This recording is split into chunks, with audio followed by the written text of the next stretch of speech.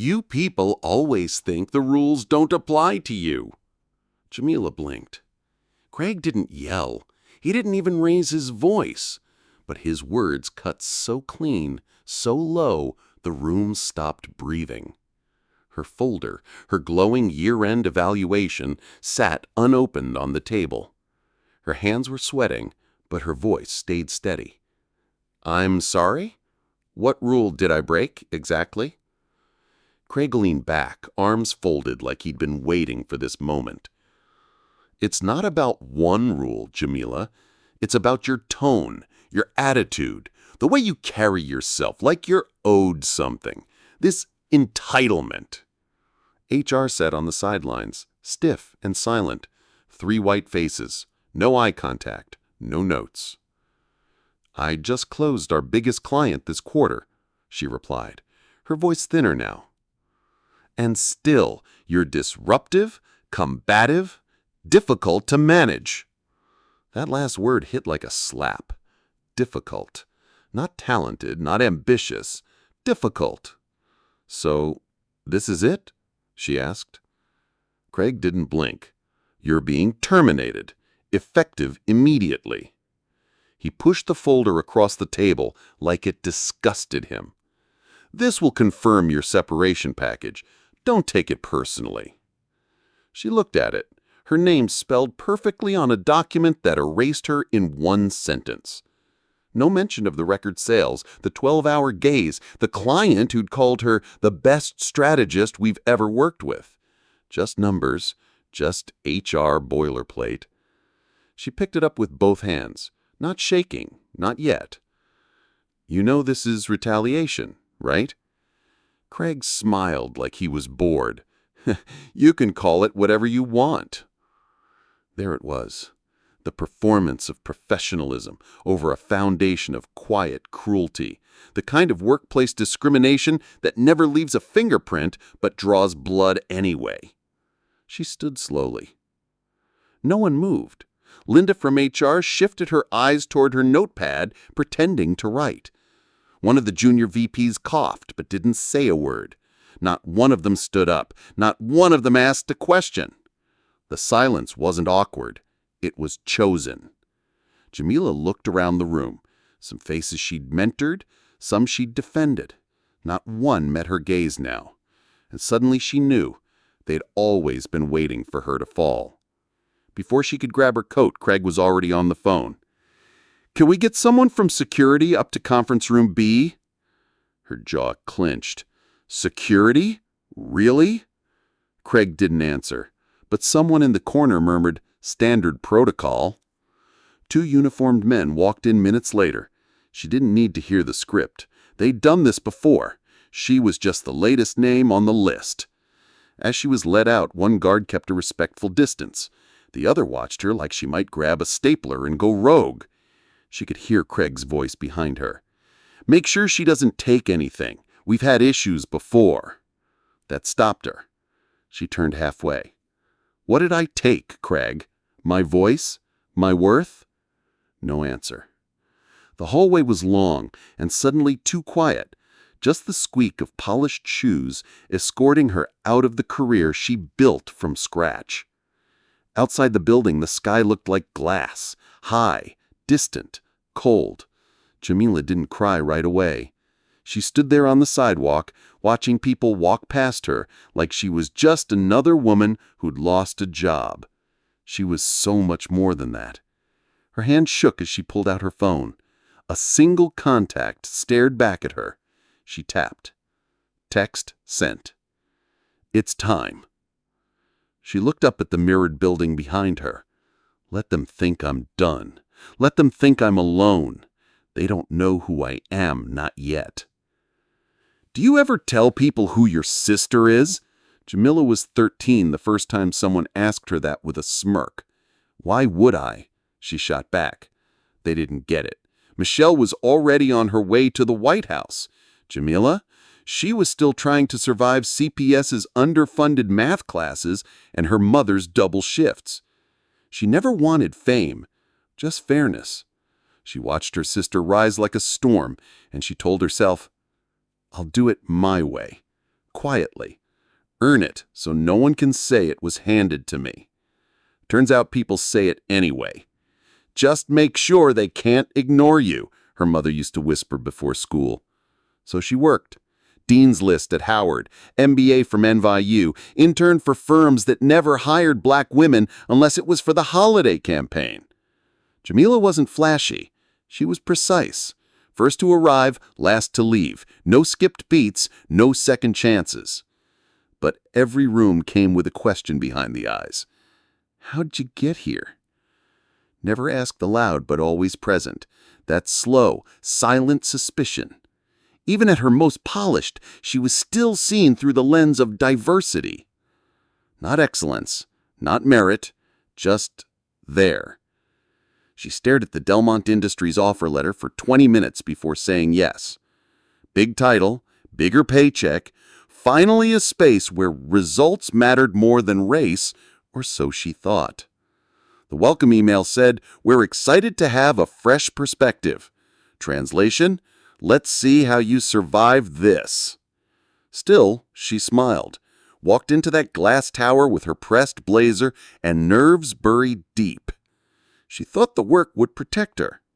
She thought being smart, humble, and 10 times more prepared would be enough. But what she walked into wasn't a workplace. It was a test she was never meant to pass. "You're Jamila, right? The new admin?" That was her first morning. Not a question, a statement. She corrected them. They apologized, but the look lingered. Later, she pitched a campaign and a strategy meeting. Got silence. 10 minutes later, Brian repeated her exact idea and got applause. She smiled, took notes. I tried again. By week 3, her desk had been moved closer to the team. By month 2, she'd learned how to shrink just enough to not make people uncomfortable. But deep down, something inside her refused to stay quiet. She didn't say it yet, but one day, she would. And this is Jamila. She'll be handling scheduling and support logistics. She blinked. The client turned. I thought you were leading this account. She opened her mouth, but Craig cut in, laughing. She's just keeping the gears turning. Just the woman who closed the deal. Just the strategist who wrote the pitch Craig memorized. She smiled tightly. I'm actually the senior brand architect. I'll be managing the campaign directly. The client looked surprised. Not impressed, just surprised. He didn't even flinch when he said it. Later, Craig caught her in the elevator. Don't make things awkward, Jamila. It's about the team. She nodded. But in her chest, something started to split. We're excited to announce that Adam will be stepping into the project lead role. Adam, 1 year in, still needs her to explain half the software. She clapped with the rest, even smiled. They didn't even look at me. That night, she reread her last performance review. Exceptional leadership. Visionary under pressure. Mentor to junior staff. But none of it mattered. Not when Adam looked like them. He knocked on her door, holding a beer. Hey, I hope this isn't weird. I know you were up for it too. She said what they all say. No worries. Congrats, man. But inside, it felt like bleeding quietly while everyone else drank champagne. We're doing some restructuring, nothing major, HR chirped. Just moving you closer to the operations pod. Translation, desk downgrade. No explanation, no consultation, just a new floor map in her inbox. She walked past the corner office that gave to Marcus. New hire, same age, 2 promotions down. He waved. She nodded, didn't stop.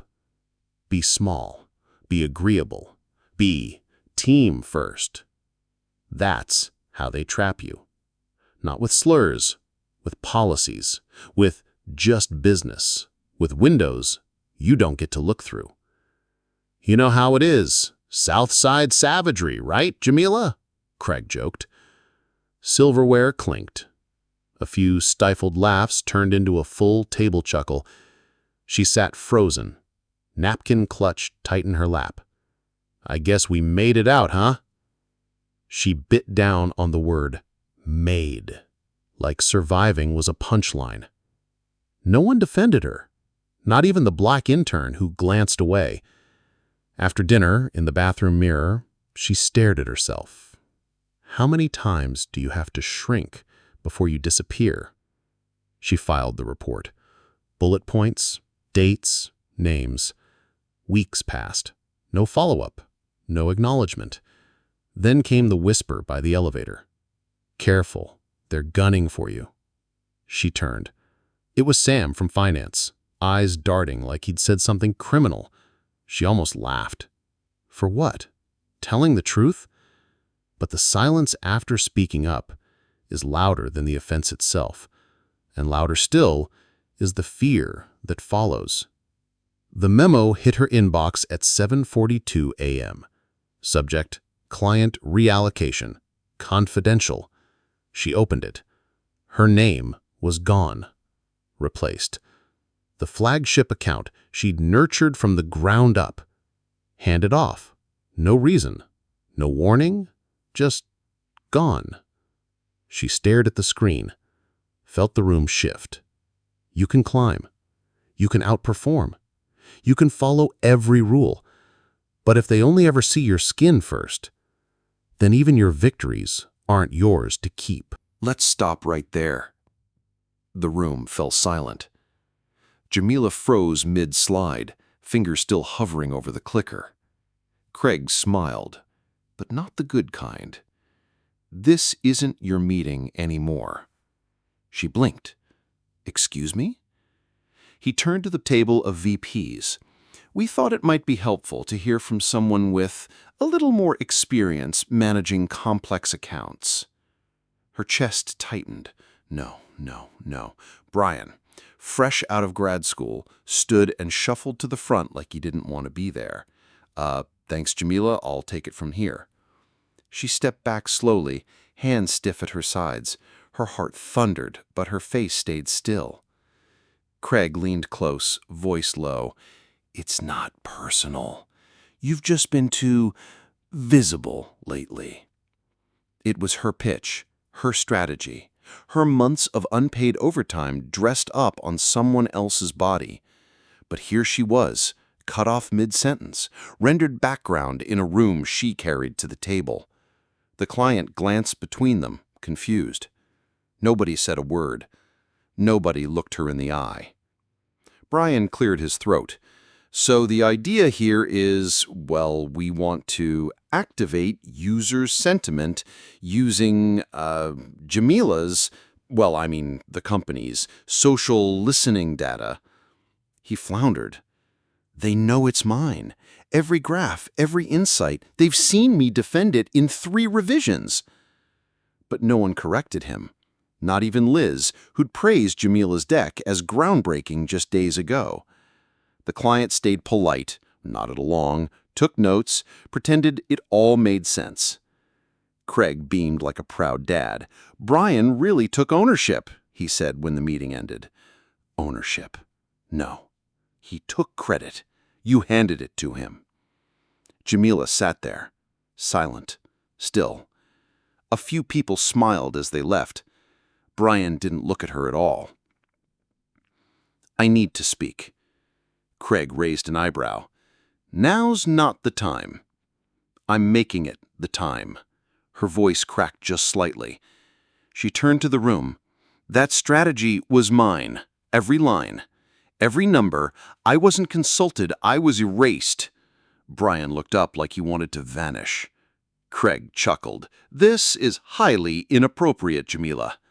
She kept going. "This is discrimination. It's theft, dressed up as collaboration. Enough." His voice sharpened. "You're being disruptive." Her body tensed. Disruptive, angry, unprofessional. Weaponized buzzwords, microaggressions given a microphone. She looked around the room. "You all know what this is." No one answered. Not one voice in her defense. Craig pointed to the door. "Take a break. We'll finish without you." Just like that, She was out. Of her meeting. Of her work. Of the room she built. "Let's talk about your attitude," Craig said in the HR office. Jamila folded her arms. "Let's talk about your theft." HR sat stone-faced, neutral, non-reactive, performing fairness. Craig opened a file. "There have been concerns about your professionalism, your tone, your unwillingness to collaborate." Her jaw dropped. "I've led every campaign this year." Craig shrugged. "We can't prioritize ego over team cohesion." HR nodded. Just once. "This feels retaliatory." Craig smiled, satisfied. "We've decided to part ways, effective immediately." That's when it landed. Not a conversation, a conclusion. Her voice caught in her throat. She looked at HR. They looked away. "Someone from security will walk you out," Craig said. And just like that, 10 years of excellence became a threat they needed to neutralize. "We need to check her bag." The security guard looked embarrassed, but firm. She unzipped it slowly, letting them see her water bottle, laptop, badge. "They're making an example." Craig stood nearby, arms folded. "Watch her closely," he muttered. She almost laughed, as if she hadn't watched them forever. The elevator ride down was silent. She stared straight ahead. Her badge still hung from her neck like a collar. "Is that Jamila?" someone whispered. She walked past reception, face wet, fists clenched. Colleagues who'd smiled at her for years now turned their backs. One woman reached out, then hesitated. Jamila didn't stop walking. But halfway to the door, she paused. "No, not like this." She pulled out her phone, hit record. "My name is Jamila Owens. I was just fired from Delmont Industries for speaking out about racial injustice and workplace discrimination." The camera didn't shake. Neither did her voice. "If they want to erase me, let's see how that plays on camera." "Michelle's on line 1. Jamila blinked. "Michelle who?" "Obama." Silence. The voice on the other end was warm, but steel-cut. "Jamila, this isn't about you anymore." Her knees buckled. "I didn't ask for all this." "Neither did I. But when it comes, you stand in it." Jamila's video had hit a nerve. Racism at work, corporate gaslighting, discrimination dressed in HR policy. It didn't just spread, it erupted. Michelle continued. "We've been cleaning messes like this for generations, but now they're watching, and they're ready." Jamila exhaled slowly. She hadn't processed anything. Not the views, not the death threats, not the letters from black women around the world saying, "I saw myself in you." "You don't need to shout," Michelle said. "Your silence already scared them. Imagine what your voice will do." "There's a pattern here," the attorney said, flipping through the documents. Pages of ignored complaints, microaggressions brushed off, a whistleblower report buried. She never said... "They knew," she whispered. Emails confirmed it. Craig's comments flagged. HR investigated. Then I did nothing. Then promoted him. The firm's lead investigator slid over a final page. 7 formal complaints, all women of color, all labeled non-collaborative or performance concerns. Every single one gone within a year. Jamila's throat tightened. It wasn't just me. I was part of the cleanup. The lawyer leaned forward. "We have cause, enough to sue, settle, or set fire." Jamila nodded. "Then light the match." "We're done." It was Damon Ross, her client, CEO of one of the top black-owned beauty brands in the country. "Jamila built our campaign from the ground up. You think I'm staying silent while you throw her out?" Craig tried to smooth things over. "It was a misunderstanding. She became difficult to manage." Damon didn't blink. "You don't get to rewrite her. You just lost our business and the seven-figure campaign that came with it." The news broke within hours. A black woman fired for speaking up, and now Delmont was bleeding clients. Corporate heads scrambled. PR went silent. But Jamila? She watched it all unfold. "They silenced me, but they forgot who was listening." "Hey, I don't know if this helps, but I filmed that meeting." It was Darren, the intern. He looked terrified, holding up his phone like it might explode. The footage was grainy, but clear. Craig cuts Jamila off.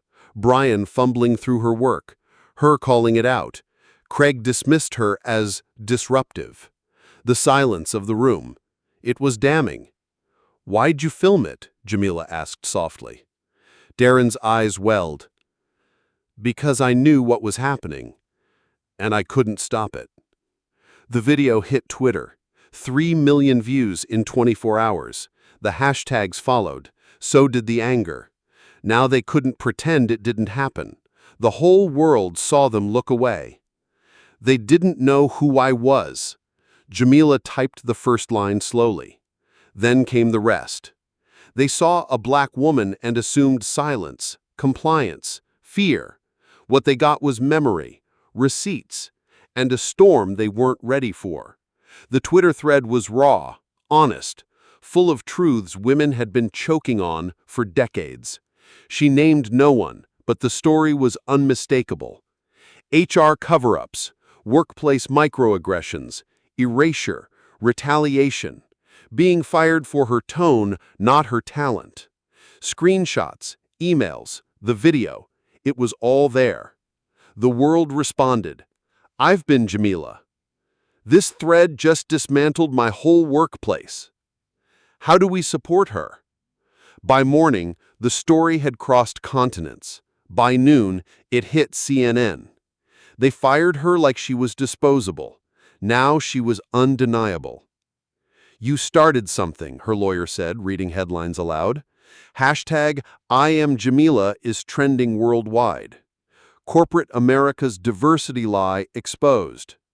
Craig Thompson resigns amid racial bias scandal. The hashtag took on its own life.